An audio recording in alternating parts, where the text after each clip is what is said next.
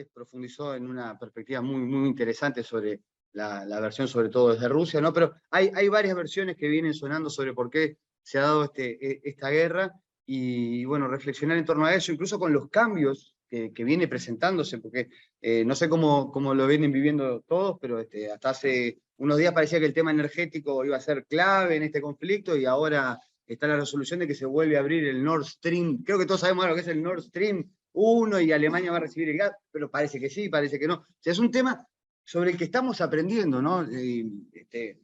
Yo qué sé, también pasa no sé si se acuerdan cuando los primeros días de la invasión y el fantasma de Kiev, no sé si se acuerdan de eso también, ¿no? Parecía que había un avión que bajaba todos los aviones, después nunca se apareció el fantasma, ni el avión, ni yo qué sé. Y uno no sabe mucho qué es lo que está pasando, aunque sí puede ir sabiendo qué distintos relatos se han ido construyendo y qué vínculos tienen. Yo simplemente, por eso ponía esa preguntita un poquito más apretada que el título inicial, ¿no? Esta guerra tiene reminiscencias de la Guerra Fría, porque de fondo muchas veces se están enfrentando por detrás de Rusia y Ucrania la OTAN dirigida por Estados Unidos y la vieja Rusia, que en realidad es como Putin se formó en la KGB, es como una neo-Unión Soviética zarificada, yo que sé, sin pelo, con Putin. A veces aparecen cosas en los medios que uno ya no sabe qué decir, pero también aparecen, y bueno, por eso la ponencia de Martín fue muy útil, ¿no? Muchos elementos que ubican las justificaciones, los orígenes, en las tradiciones de más larga data, ¿no? Con esto de, bueno, desde digamos, la polarización Oriente-Occidente, que hay que rastrear un poco más quién construye esa polarización, las tradiciones sobre los diferentes catolicismos, ¿no? Y bueno, un poco ir por ese lado es el objetivo para este ratito. Yo menciono elementos para ir a velocidad y después nos detenemos cuando sea la parte de preguntas. Lo primero, tener en cuenta, un poco también para revisar relatos que hay, no decir esto, los orígenes compartidos, ¿no? Incluso hasta la propia Moscú, entre comillas, madre de Rusia, es hija de Kiev, ¿no? Cuánta interacción entre procesos históricos de larga duración hay, ¿no? Que tienen en ese eje cardinal que sería la zona de Ucrania, que es muy variada, ¿no? De norte a sur, de este a oeste, ustedes saben, la presencia vikingo-varega, la civilización ortodoxo-bizantina, ¿no?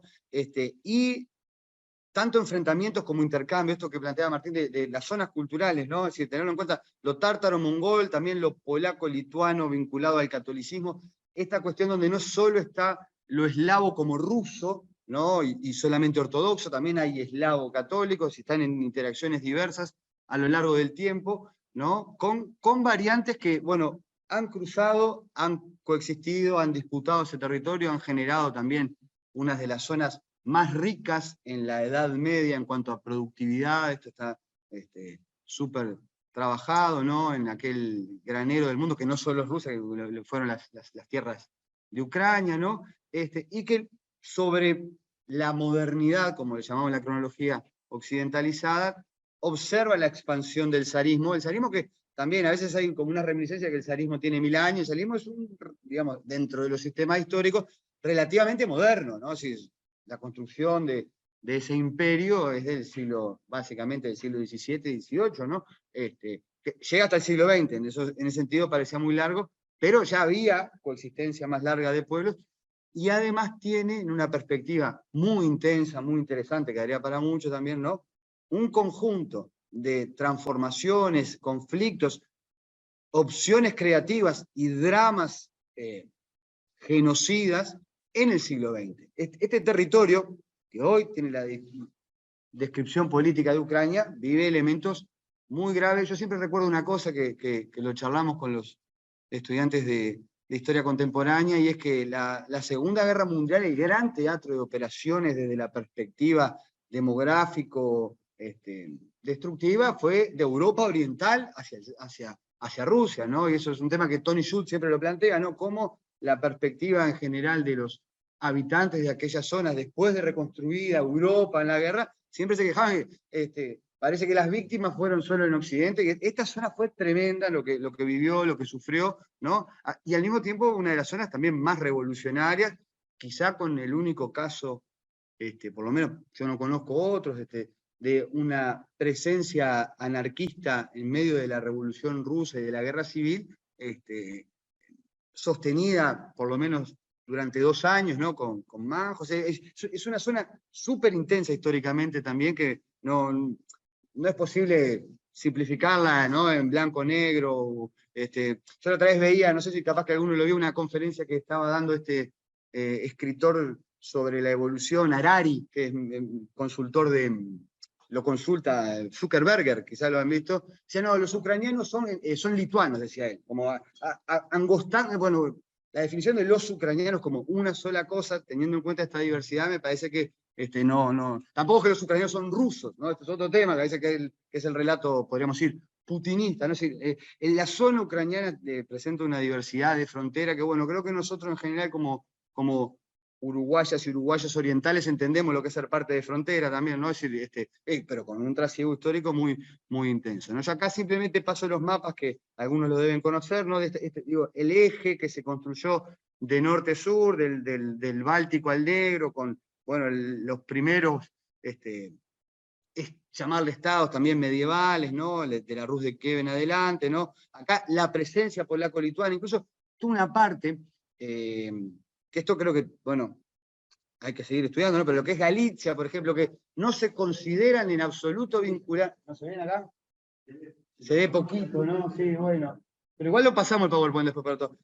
La zona de Galicia que no se considera en nada vinculada con Rusia y que además no integró hasta después, porque también hay parte del territorio de lo que hoy es el Estado de Ucrania, que no era parte de eso, salvo después por la evolución de la guerra, ¿no? Y bueno, ustedes saben que incluso una parte de la población de Galicia, bueno, se sumó con mucho énfasis al Tercer Reich para combatir a los rusos, y hubo un batallón SS Galicia, pero esto yo siempre lo digo con cuidado, ¿no? Porque también hasta el uso del nazismo en Europa tuvo muchos aliados, porque en Europa, en infinidad de países hubo colaboracionistas de los nazis, y no digamos, era parte también de una herencia de la era de las catástrofes muy, muy fuerte, ¿no? Y era una forma también de combatir al sovietismo y a los rusos y a los judíos, porque también hubo mucho antisemitismo en algunas zonas del nacionalismo ucraniano occidental, podríamos decir, ¿no? Que tiene algunos elementos importantes, ¿no? Pero también tiene otra cosa Ucrania que me parece interesante, este territorio, que no es la única, pero es de una tradición cosaca, que la tradición cosaca ha tenido variantes en su historia, ¿no? Pero en lo que más o menos conocemos de su territorio, porque ahí hay varias líneas de zonas cosacas, ¿no? Los cosacos, como eran jinetes, y en principio eran jinetes libres, no estaban sometidos a las autoridades monárquicas constituidas, tenían estados o confederaciones o zonas territoriales relativamente independientes, pero los que nos tocan a nosotros, quizás los más conocidos son los cosacos del Don, por el río Don, pero los que nos tocan acá en Ucrania son los cosacos zapórogos, o de Zaporizhia, vieron que ahora está 2x3 nombrada, ahí es una zona que hace referencia a ello, que en general era un territorio no dominado ni plenamente por el gran reino polaco, que es el gran reino católico, después que tuvo una alianza con Lituania, ¿no? Ni tampoco por el reino desde Moscú, que no era un reino muy fuerte, incluso el reino de Moscú era tributario de los tártaros, los mongoles, esto es todo un lío, re lindo de contar, decir. Y los cosacos allí, que eran muy buenos combatientes y mantenían cierta capacidad de negociación, independencia, muchas veces pactaban y hacían la guerra contra los tártaros, apoyando a los polacos, pero a su vez sufrían a veces, ¿no? el predominio de la nobleza polaca, y bueno, esto generó que con el correr del tiempo también fueron ganando autonomía, en otros casos no, se hablaba de la república pirata, los cosacos, era una cosa bien, era sin barco, era a caballo, ¿no? Que recorría el territorio, pero en algún momento, este atlas británico de Cossack State, no sé llamarle Estado, a veces esas cosas pasan los atlas simplifican, ¿no? Pero lo que ocurre es que en un momento una zona, no es toda Ucrania tampoco otra vez, ¿no? Pero una zona de lo que hoy es Ucrania, predominantemente dirigida por cosacos, hace un acuerdo con el naciente Estado ruso, es el acuerdo, ustedes lo habrán escuchado, de Peryaslav. No sé decirlo bien, pero bueno, pero me encanta la obra de Ilya Repin, quizá ustedes la han visto, ¿no? Están los cosacos firmando con un representante del zarismo, los cosacos todos de esparpajo, de libertad, se ríen ahí, están, ¿no?, brindando, ¿no? Y Arrepin aparte es una maravilla de autor, ¿no? Pero ese tratado, de alguna manera, hizo que los cosacos se asociaran con autonomía al naciente Estado ruso, luego de lo que, bueno, esto, por ejemplo, Perry Anderson llama la principal revolución campesina, que fue no solo liderada por los cosacos, sino que fue un levantamiento en parte del nacionalismo ucraniano. Se habla del primer líder nacional, que fue un líder cosaco que lideró esto, y que también para pelear contra los polacos, que bueno, por ahí Perry Anderson dice que el feudalismo polaco era de los más explotadores de los campesinos también, ¿no? Bueno, esa rebelión popular en Ucrania, campesina, con los cosacos guerreando, tuvo el respaldo militar, que también le servía a sus intereses de consolidarse como Estado, del naciente Estado ruso, ¿no? Entonces, ahí hay un vínculo, pero, por ejemplo, el tratado, yo siempre lo cuento porque me parece que, bueno, si uno lo busca en Wikipedia, está ahí.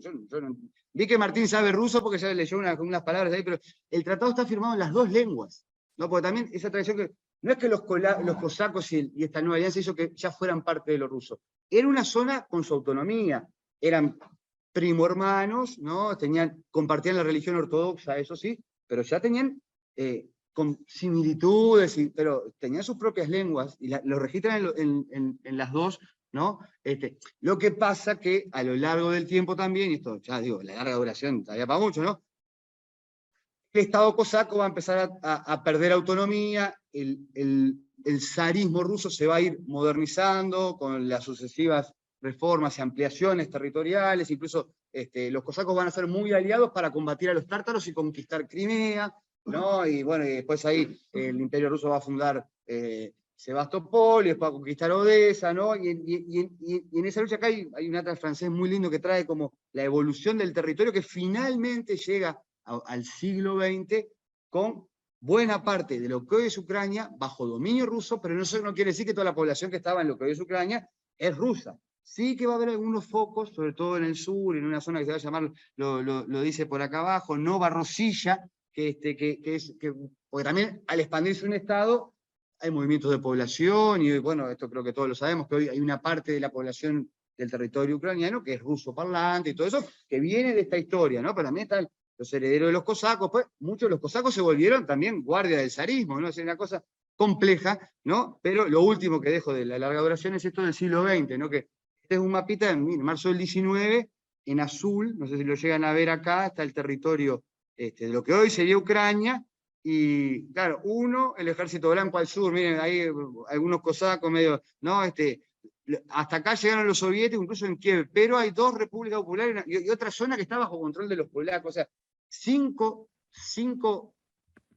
divisiones del territorio en un momento, obviamente que es un momento de guerra, de construcción y reconstitución de alianzas y de grupos sociales distintos que están luchando. Yo puse acá la imagen de la anarquía montada, ¿no? Porque en el medio de esto también estuvo la experiencia de Manjo, que quienes recorren la tradición historiográfica de los anarquistas saben que es una de las experiencias más importantes que hubo, que en parte fueron aliados de los bolcheviques para combatir a los blancos y a los polacos, pero luego, bueno, Manjo termina exiliado en París y son derrotados, ¿no? Y termina triunfando el bolchevismo. Pero me parece que es interesante para seguir trabajando sobre el tema de la complejidad de Ucrania y poder escapar a los relatos, ¿no?, duales, bueno, que son más propios de la propaganda de guerra que de una historia muy rica, ¿no?, muy interesante. Yo digo, también muy compleja, ¿no? Porque después con la Segunda Guerra Mundial hay dos casos. Yo en el PowerPoint dejé un par de textos para sugerir, para leer, pero hay un trabajo muy interesante que salió el año pasado, es una revista de Histor, es una revista de historia internacional, dedicado a Rusia y el espacio exsoviético, de historiadores ucranianos, salió antes de la guerra, ¿no? Donde ellos trabajan todo el tema de la historiografía ucraniana, porque cómo construir historia nacional en Ucrania también es muy complejo. No hay un nacionalismo ucraniano. Esto es re interesante, ¿no? Creo que no quiero meterme con temas de Uruguay ahora, pero es complejo, porque es decir, entonces, ¿no? Y lo que ellos cuentan que en general la historiografía ucraniana se había desarrollado, por ejemplo, a través de su espejo de mirarse con Moscú, ¿no? Y que, bueno, en muchos casos, lo que pasó con, por ejemplo, ustedes saben, estas son imágenes de una de las hambrunas, hubo 3 grandes hambrunas en Rusia en el siglo XX, ¿no? Pero la que desde una parte de la mirada ucraniana se llama el Holodomor, que fue la hambruna producto de la colectivización forzada y de los castigos impuestos de la política stalinista a, bueno, a lo que entendían como los sabotajes y también la guerra declarada a los kulaks a nivel global. Fue una hambruna que no solo se dio en Ucrania fue significativa porque era un granero, también se dio en Kazajistán, se dio en otras partes, pero bueno, lo que cuentan los historiadores ucranianos antes de la guerra es que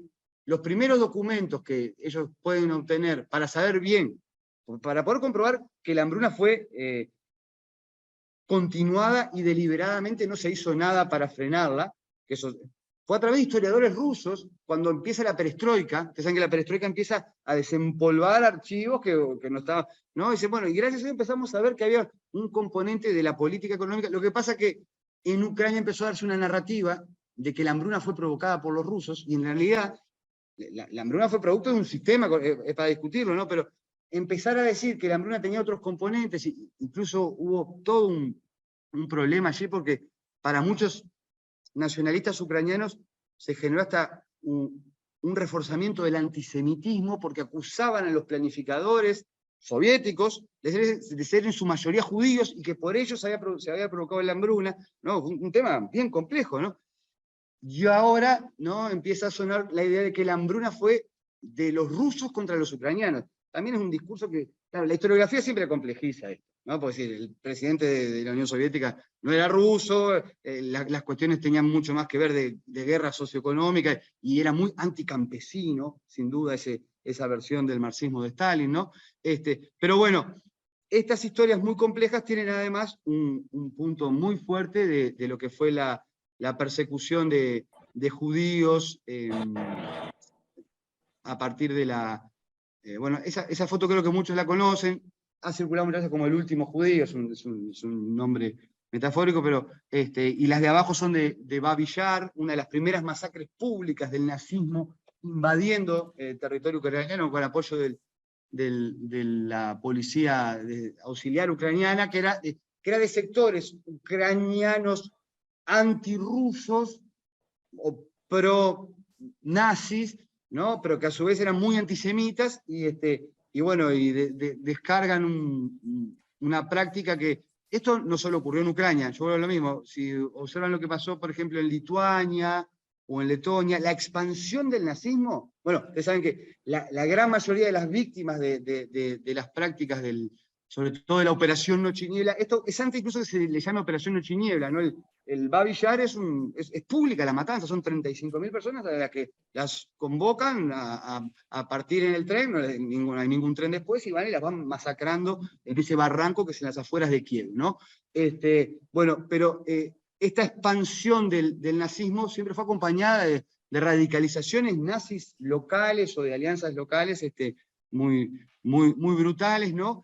Y esto también en parte, ¿no?, hace una historia muy compleja de lo que son las memorias cruzadas que hay en Ucrania sobre la Segunda Guerra Mundial. Después está toda la historia también de la Ucrania de la resistencia y de la Ucrania que forma parte inicial y de vanguardia del rechazo y la derrota del nazismo. O sea, hay toda otra herencia de gente que vive también en Ucrania que combatió contra el nazismo. Entonces, esto, insisto, me parece que es interesante verlo en una complejidad de larga duración, y como para redondear esta parte, ¿no?, yo diría, bueno, ¿qué tenemos en Ucrania? Bueno, diversidad de pueblos y tradiciones, religioso-políticas incluso, porque hasta la ortodoxia ucraniana, más al occidente y al norte, es más parecida a la Iglesia Católica, a la Iglesia Ortodoxa, hasta los ritos. Es interesantísimo esto. Incluso en algún momento se declararon sin patriarca y se fueron para Canadá, ¿no? Pero también hay quien sigue la práctica ortodoxa rusa, y también hay minorías, insisto, hasta el día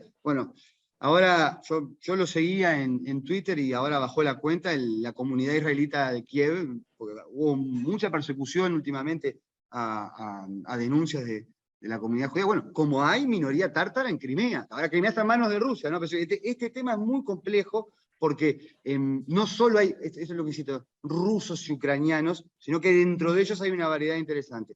Bueno, incluso, yo acá noté también, hay una partecita, quizá ustedes lo han visto también, que es la Transcarpatia, que está más para allá, que está pegada a Hungría, donde son cultural, lingüísticamente húngaros. Vieron que Hungría no participa de las sanciones y está, digamos, si está, digamos, es parte, entre comillas, de esto de Occidente, que habría que discutir más el concepto de Occidente. Hungría está esperando a ver qué pasa, porque hay otro tema. Tras la caída de la Unión Soviética, todos los estados que se reconfiguraron son reconocidos por la ONU, pero no tienen acuerdos de límites entre sí. Incluso han aparecido algunos sectores polacos que dicen, no, pero Galicia era polaca. Y están, no sé qué va a pasar tampoco, pero los húngaros estaban esperando a ver qué pasa, porque también empiezan estos discursos como, ¿se acuerdan? Se acuerdan, yo porque ahí ya estoy más viejo, pero pasó en Yugoslavia. En Yugoslavia empezaron también reclamaciones, incluso porque los movimientos de población en toda aquella zona, hay bolsones diferentes de gente que quedaron en un lado por algún proyecto político, después nacieron ahí, quedaron generaciones de húngaros, incluso hay rusos en Moldavia, toda esa historia es compleja, ¿no? Pero bueno, me parece que hay que tener en cuenta que desde las diferentes historias, religiosidades, herencias, ¿no? Hay también distintas narrativas históricas, ¿no? Y esto se pone en juego también al momento de definir cuál es la comunidad imaginada que se está defendiendo y cuáles son los enemigos de esa comunidad, cuáles no entran, ¿no? Y esto es interesante para, bueno, me parece tener una mirada un poco más histórica y no tan inmediatista, ¿no? Bueno, y esto es lo otro que yo decía,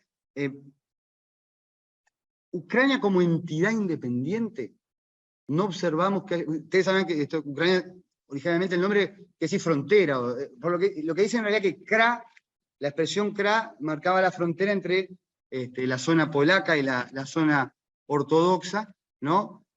Hubo un nacionalismo ucraniano occidental, eso en el libro de Hobsbawm de Naciones y Nacionalismo se lo marca, literario, cultural, pero que nunca logró, en toda la movida de las revoluciones nacionales y liberales del siglo XIX, no logró nunca romper con el dominio, ni austríaco, ¿no? Porque Austria-Hungría también ocupó ese territorio, ni ruso, ¿tá? Pero nunca logró tener un Estado independiente. Eso que veíamos en la Guerra Mundial, cuando Alemania firma el Tratado de Brest-Litov, hay una parte de Ucrania que firma por separado, pero después viene la Revolución Rusa, es muy efímero. Esto no es ni más valioso o menos valioso, pero no hubo una unidad estatal autónoma ucraniana con duración en el tiempo, ¿no? Sí me parece importante observar que como parte de la URSS fue la segunda república en importancia, en muchísimos aspectos, incluso en el militar. Y cuando se mira la integración, por ejemplo, del Soviet Supremo, de líderes políticos, de la importancia económica, bueno, esto también yo me acuerdo que soy veterano, pero Chernobyl, o sea, los principales centrales nucleares tenía también Ucrania, era un tema, no fue una república empobrecida durante la Unión Soviética, sí tuvo todo ese problema del estalinismo, pero bueno, no quiero entrar, porque acá abrimos otro debate con el estalinismo, ¿no? Sí, pero era una región súper importante, ¿no? Que realmente va a vivir una etapa independiente tras la disolución de la URSS, ¿no? Y acá hay un tema que también está bueno observar, y es que tras la disolución de la URSS, en la sociedad ucraniana, en esta que conocemos dentro del territorio actual, hubo dos plebiscitos, capaz que también esto algunos lo recuerdan, ¿no? Un plebiscito fue antes que se disolviera la URSS, que fue en toda la Unión Soviética, ¿no? Que lo propuso Gorbachov, pero ya en la caída de su régimen, ¿no? Bueno, ahora lo vemos así, pero en su momento no se sabía, fue un intento de Gorbachov por mantener la Unión Soviética con democracia y pluralidad de partidos, y en Ucrania la mayoría votó a favor de mantener la Unión Soviética, ¿no? Eso es interesante, ¿no? Eso fue en el 90.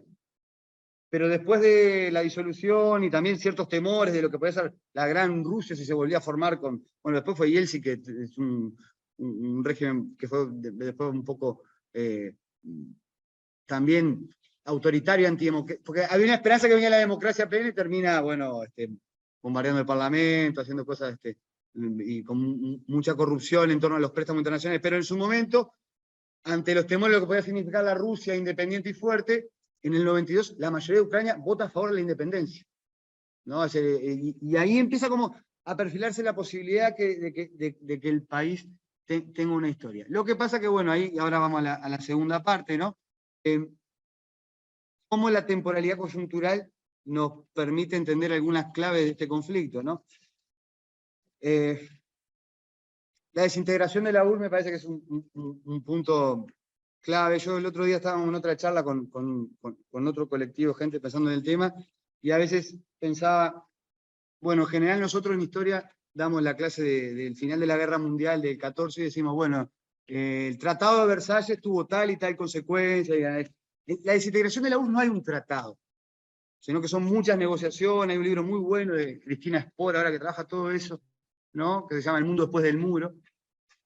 Pero algunas de las consecuencias de repente se empiezan a ver ahora también, ¿no? ¿Cómo se desintegró aquel bloque? Porque pensemos que hasta el 89, 88 era la segunda gran potencia mundial, se podía comer los niños crudos, le hacía el frente, ¿no? Drago a Rocky Balboa, no sé si, ¿no? Y eso se colapsó. ¿Cómo se procesó los acuerdos? Incluso para Europa fue todo un tema que Alemania se reunificara. Alemania venía de ser responsable, en buena medida, no únicamente, pero de las dos guerras más grandes que habían tenido. Entonces, años 90 son de recomposición, ¿no? Y además, los años 90 también son años de creación de la Unión Europea. Nosotros a la Unión Europea a veces la damos como una entidad histórica de larguísima duración. La Unión Europea en realidad logra afianzarse en los 90, el euro es del 99, ¿no? Y empieza a ser fuerte, y además con esa característica de Alemania como motor, ¿no? Con un tercer punto que es, se tuvo que reorientar el fin de la OTAN. O sea, la OTAN nace en el 49, no existía el Pacto de Varsovia, por eso nació por el Pacto de Varsovia, no.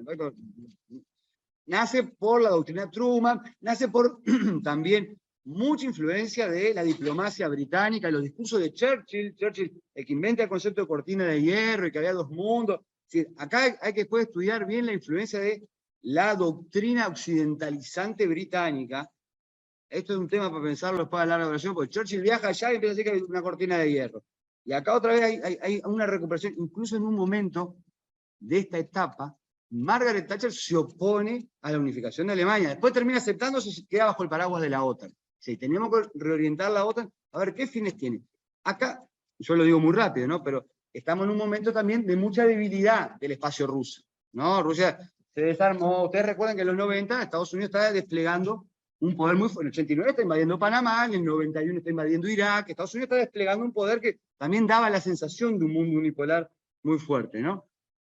Bueno, y acá hay otra cosa que me parece importante tener en cuenta, y es que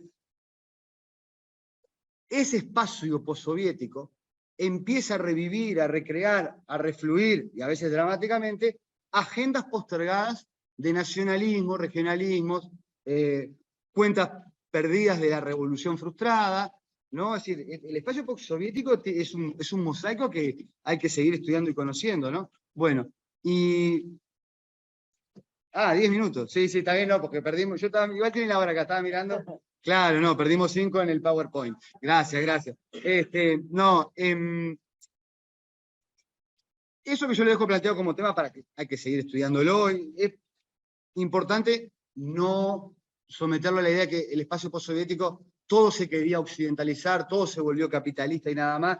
Hay una serie muy buena, no la puse en el PowerPoint, pero que se llama El crimen perfecto. No sé si la vio alguien en Netflix. ¿La vieron? ¿No la vieron? Bueno, anótensela, y para ver qué pasó con la privatización de la RDA. O sea, cuando Alemania se unifica, la RDA tenía sus problemas, pero tenía una letra muy buena. Bueno, hay 4 hipótesis sobre un crimen. Bueno, mírenla, pero a lo que voy es que no fue simplemente un cambio de régimen, es decir, porque había gente, había historias, bueno, ni que hablar de Yugoslavia, ¿no? Pero además, esta etapa va a tener una novedad en la historia, incluso en la historia relatada desde Occidente, y es que ya Occidente no es el líder, bueno, eso lo sabemos ahora, pero mirando históricamente, y es que está ascendiendo China. Ya estaban muy desarrollados los tigres asiáticos, pero ahora China y Japón, ¿no? Pero bueno, este ascenso, entonces, también la perspectiva cambia, y en 2001, esto lo digo desde nuestra perspectiva de lo que estamos tratando hoy, el foco de Estados Unidos se va a desviar un poco de acá, porque va a estar centrado tras, bueno, ahí ladró un perro, bueno, no sé quién el foco va a ser la guerra contra el terrorismo. No, después hacemos la pregunta. No, me levanta las manos todas las veces y me deja parar, después pará. Bueno, entonces, teniendo en cuenta esto, voy a ir a lo más de que me quedan 10 minutos. Voy a saltear la parte de cómo lo ve Moscú, porque lo explicó tan bien Martín, que ya no hay nada que agregar. Simplemente yo digo que al final, porque estuve atento ahí, sí, en Moscú se empieza a reconfigurar un poder, sobre todo a partir del 2000, y también con unas guerras internas contra Chechenia muy fuertes, ¿no? Pero Moscú mantiene su arsenal nuclear y empieza a coquetear con ser parte de otro orden, sobre todo a partir de los BRICS, ¿no? Y está esta idea de que Europa la amenaza, de que Estados Unidos hace avanzar la OTAN, todo esto está muy marcado, sin que Moscú deje de comerciar con la Unión Europea, sobre todo con Alemania. Acá hay un tema, pensar también por qué se quiebra un poco la relación ahora, reciente, entre Alemania y Moscú. Es un tema para pensar, vamos a ver cuánto se quiebra, ¿no? O no, quiénes ganan y pierden con eso, pero yo vuelvo a lo que siempre cuento, ¿no? Nosotros, no sé, Martín, cómo lo vieron ustedes en Argentina, pero en el Mundial 2018, y nosotros estamos hasta contentos que Natalia Oreiro era ciudadana rusa y todo eso, y no hubo ninguna, esta rusofobia que asaltó ahora en el 2018, no, queríamos que Uruguay saliera campeón, entonces, pero no estábamos informados tampoco mucho de esto, no se veía esa percepción, que esto no quiere decir no saber cómo era la política de Putin, pero era un poco que estaba, incluso hubo unos Juegos Olímpicos de Invierno antes en Sochi, donde había hasta una suerte como de no occidentalización completa, pero sí, por ejemplo, permitirle, incluso esto es todo un debate que hay, por ejemplo, en Inglaterra, los llamados oligarcas rusos, ahora volvieron a ser oligarcas en la prensa, pero eran señores muy respetables, multimillonarios, que tenían clubes de fútbol. Hubo una cosa que ahora se frenó, ¿no? Pero me interesa esto otro, acá está lo de la energía, la expansión de la OTAN, todos lo vieron, está, ¿no? Cómo desde Kiev se vive esto que pasó, la coyuntura, ¿no? Y acá hay un tema que es importante, ¿no? La historia de Ucrania, hay un libro re lindo de Taibo, que es anterior a la guerra. También está bueno leer cosas anteriores a la guerra. No digo, hay que leer cosas de después también, ¿no? Pero por lo menos no están con la carga de ponerte una explicación definitiva. El libro de Taibo se llama Ucrania, Rusia y la energía, ¿no? Y ahí yo lo voy a decir muy rápido, ¿no? Pero lo que se puede ver es que Ucrania, en muchos aspectos, tenía una potencialidad que resultó fallida por, sobre todo, grandes problemas de corrupción de diferentes sectores, esto no es ni los más rusos ni los más occidentales, teniendo una riqueza enorme, ¿no? Ucrania aceptó desnuclearizarse en términos armamentísticos, ustedes firman un acuerdo en Budapest con Rusia, entrega su arsenal nuclear a cambio de que se le respete la integridad territorial. Que este es todo un tema, cuando empezamos otra vez un poco lo que mencionaba Martín, las justificaciones históricas, bueno, Rusia se comprometió a que no le iba a invadir, ¿tá? Y si bien es cierto que Crimea la mayoría es rusa, y fue una donación del gobierno de Khrushchev, recordando el tratado ese de los cosacos 300 años después, bueno, lo que pasa es que también los rusos lo que dicen acá es que Ucrania iba a mantenerse neutral. Y bueno, esto es un debate diplomático, político, ¿no? Pero a lo largo del tiempo, de estos, ¿no? De los 90 hasta nuestros días, la democratización real en Ucrania ha sido muy compleja, ¿no? Y bueno, ha tenido casos de jefe de Estado en prisión, también problemas de corrupción, incluso muchos dicen que la construcción de este Nord Stream era para zafar porque antes el gas pasaba por Ucrania, Ucrania también se beneficiaba de los vínculos entre Rusia y Europa, ¿no? Bueno, pero también empieza a haber, como observamos en otros casos en Yugoslavia, tensiones que tienen que ver con cómo se reivindican estos nacionalismos particulares, ¿no? Yo digo que hay que verlo con mucho cuidado, no sé, esto insisto que no se puede tribunizar, ¿no? Pero yo acá abajo chiquito puse, ¿qué héroes de la Segunda Guerra Mundial? Porque empieza a aparecer en algunos grupos, esto pasó también en Yugoslavia, es muy claro, ¿no? La reivindicación de los otros, no los héroes que derrotaron al nazismo, los héroes que eran de Galicia, del batallón Galicia, que lucharon contra los rusos, ¿no? Y bueno, y Bandera es todo un caso muy particular, porque él es un héroe reivindicado por una parte del nacionalismo ucraniano, ¿no? Que él estaba en realidad en tratativas con Hitler, pero no llega nunca a estar gobernando en Ucrania, pero colabora con el nazismo, ¿no? Y eso genera también que en diferentes zonas estos héroes son queridos o son rechazados, ¿no? Es un tema complejo, incluso en algún momento después del Maidán de 2014 se termina por el penúltimo gobierno, el de Poroshenko, ¿no? Tratando de rehabilitar a los héroes de la otra parte. Esto genera, bueno, ustedes saben, Zelensky, esto digo que también hay que hablarlo con cuidado, ¿no? Como que Kiev es nazi, es imposible sostener eso, ¿no? Zelensky es de origen judío ruso parlante, es una gran actora además, ¿no? Pero no, incluso él no participa de estas celebraciones, aunque no las condena, pero retira después algunos de los casos de homenaje, ¿no? Es todo un tema complejo, pero que también no es lo mismo vivirlo en Kiev que vivirlo en una zona del territorio ucraniano donde todos son rusos. Digo, sus abuelos fueron rusos, y ahí empieza todo un tema que me parece que hay que verlo con cuidado, ¿no? Y al mismo tiempo se da que esa Ucrania, que no se logra proyectar, siendo un país muy rico, de mayor dimensión de Europa, no se logra proyectar económicamente. Entonces, ¿con quién se vincula? Y aparece la cuestión de la relación pendular con Europa, la Unión Europea ya fuerte, y la Rusia reconstituida de Putin. Entonces, esa relación pendular termina explotando, y acá ya estamos para ir, ¿no? Perdón, tenía un mapita con... Esto muchos lo conocen, ¿no? Esto, bueno, esa es una conferencia de Andrés Malamud, que es un politólogo argentino también muy interesante, muy crítico del manejo que se ha hecho de la situación diplomática, sobre todo, ¿no? Y ahí muestra los sectores más azul, más ruso parlante, que no es la única definición, pero bueno, ¿no? Más amarillo, más, digamos, de la Ucrania occidental. Acá, esto es un atlas francés que trae los porcentajes de lengua materna rusa, más en color, no sé qué color ven acá, medio más oscurito, rojo, ocre, ¿no? Es lo mismo. Insisto que esto tampoco tiene que llevarnos a la idea que hay dos Ucranias, porque hay grandes historias, pero grandes, me refiero a las poblaciones, muchas veces hablamos de los estados, de los líderes, ¿no?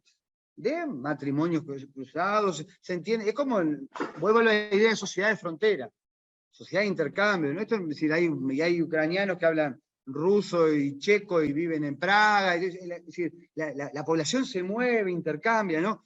Pero sí que hay zonas, ¿no? Y lo que termina ocurriendo, que esto es lo inmediato, y me parece que por acá podemos terminar, es que en 2013 explota una cuestión, ¿no? Con la elección de Yanukovych, ustedes lo habrán visto, hay un intento de ingresar a la Unión Europea muy fuerte, la Unión Europea hace una oferta, también es una oferta compleja porque la Unión Europea, recuerden que es la Unión Europea del ajuste fiscal. En la Unión Europea que en 2015 a Grecia no le va, porque después venimos los debates, democracia versus no sé qué, cuando en Grecia hubo un plebiscito porque no podían pagar lo que habían hecho calificadoras de riesgo corrupta que han dejado a Grecia muy mal, la Unión Europea le impuso igual el ajuste fiscal. Cuando le hacen la oferta a Ucrania para ingresar, los beneficios que le dan son muy bajos para las dificultades, sobre todo institucionales. Ucrania tiene, por esta historia de la corrupción, muchas dificultades institucionales para cumplir los patrones que exige la Unión Europea.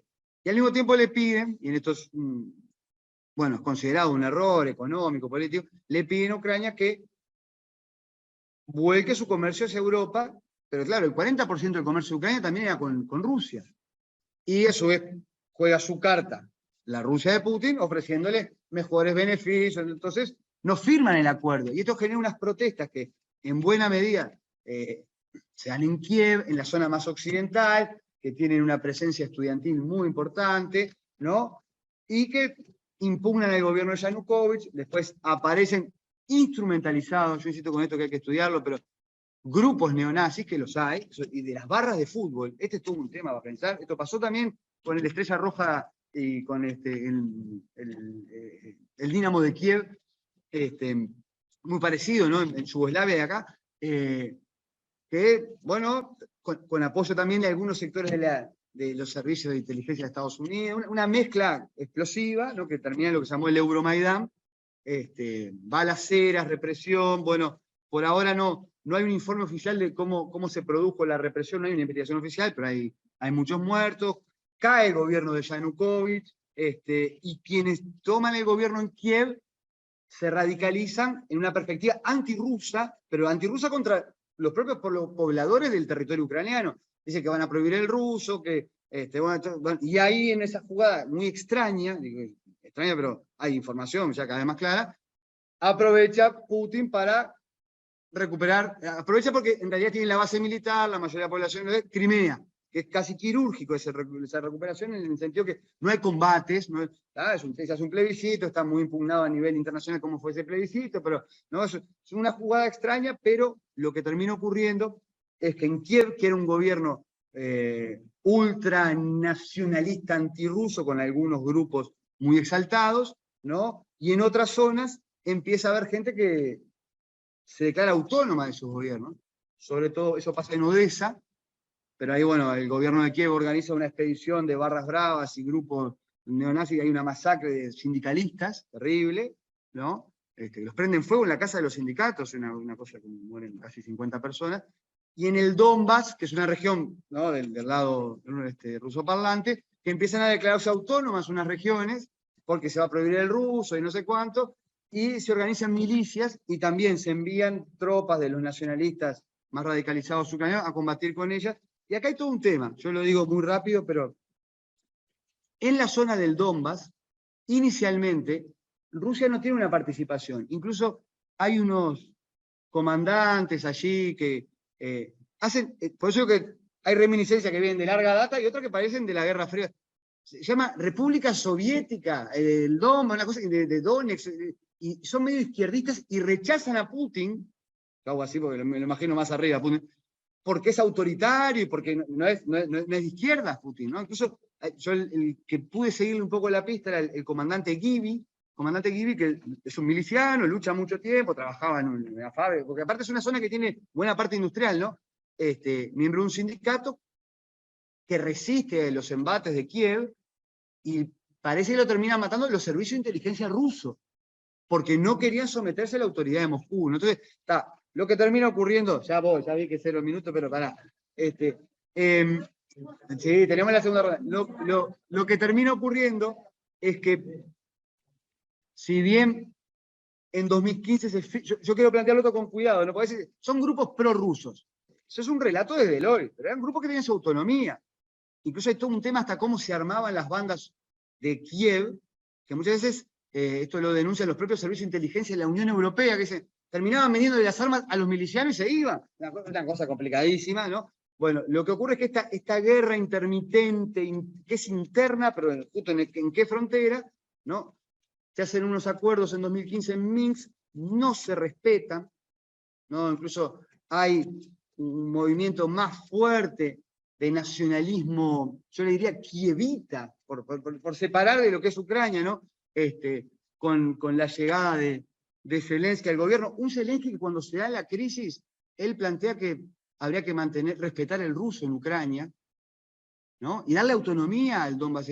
Tenía una visión distinta, pero Zelensky llega como un caso muy extraño de estos outsiders en la política, ¿no? Financiado por algunos de estos millonarios ucranianos, y también aliado con los grupos ultranacionalistas de Kiev, ¿no? Y además se empieza a activar también toda una cuestión muy compleja de un programa de defensa nuevo en Ucrania, esta promesa de que va a integrarse a la OTAN, que también se le hacen parte de los servicios de inteligencia de la OTAN, ¿no? Es un tema muy complejo, y se refuerza que la presencia rusa sobre las zonas de autonomía en Ucrania, ¿no? Entonces, claro, nosotros en este febrero, cuando yo siempre cuento lo mismo, era el día de mi cumpleaños, yo soy el 23 de febrero, invadió Rusia Ucrania, decían, ¡buah! Porque claro, lo mismo Martín, se está riendo, es un especialista en historia de Rusia, pero algo sabíamos, algo que ¿se acuerdan que estaban como los rumores? Pero parecía como una cosa que, bueno, hasta cuánto hay de inteligencia ahí, de contrainteligencia, de espionaje, ¿no? Y en realidad era una zona que ya tenía casi 8 años de conflicto, muy complejo, y que lo que se empezó a construir, ¿no? Fue un relato, en este caso por parte de Rusia, para decir, bueno, estamos desnazificando, estamos recuperando nuestro lugar como referente, un poco lo que ya dijo Martín totalmente, ¿no? Es decir, este occidente decadente, ¿no? Y por otro lado, yo me acuerdo que fue casi inmediato, lo cuento así, en términos de lo que vivimos diariamente muchos de nosotros. A mí me gusta ver fútbol y no sé qué, y enseguida aparecieron todas las transmisiones de ESPN, no a la invasión. Parecía como que había una unanimidad de que era un tema re malo, no decís, pero pará, hasta hace poco había una guerra ahí ya creo que la Corte Penal, vieron que denunciaron más o menos 14.000 muertos ha habido antes de la guerra en el Donbass. Y no estaba en nuestra agenda, y en la agenda común, ¿no? Entonces, hay algo ahí que está más de fondo, que me parece que, bueno, que tener claves históricas nos permitiría, sobre todo, mirar con cuidado este tema, no simplificarlo en que hay un bando bueno y un bando malo, ¿no? Entender las razones, la complejidad, y bueno, yo lo que diría como cierre, y esto es para seguir charlando después, ¿no? Que nosotros, desde una perspectiva, desde el sur, bueno, también con nuestras tradiciones, ¿no? Pero no por ser tradicionalistas. Lo peor de este tipo de guerras es que aumenta los discursos esencialistas. O la madre Rusia, o la Europa que revive, a veces, ¿no? Y militaristas. Nosotros tenemos una tradición de soberanía particular de los pueblos, de mirada tercerista ante los avances imperiales y los bloques, de mundo multipolar, ¿no? Lo que parece claro es que hay que apostar por eso, para mirar críticamente y sobre todo para ponerle distancia cuando nos quieren de alguna manera decir, no, hay nostalsoviéticos que creen que Putin es una... Después les puedo mostrar los sitios, hay algunos que saludan a Stalin y a Putin, que está liberando y que vuelve un nuevo orden comunista, una cosa que, no, Rusia es capitalista, autoritaria, centralizada, pero hay análisis de la guerra que dicen eso. Y hay otros que dicen, no, es la Europa liberal que vuelve a dar la batalla contra... No, el gobierno de Kiev ya prohibió 15 partidos políticos. ¿No? Es decir, es una situación de guerra compleja y tiene un discurso, y aparte el discurso, yo insisto con esto, ¿no? El discurso rusofóbico es esencialista, tampoco, bueno, esto lo explicó muy bien Martín, ¿no? Y también es colonialista. Entonces, nosotros una mirada tercerista tenemos que ver eso, y no es una equidistancia sencilla, es que hay que pensar en una construcción de un mundo multipolar sin colonialismo de ningún tipo, ¿no? Bueno, cierro por acá y la seguimos.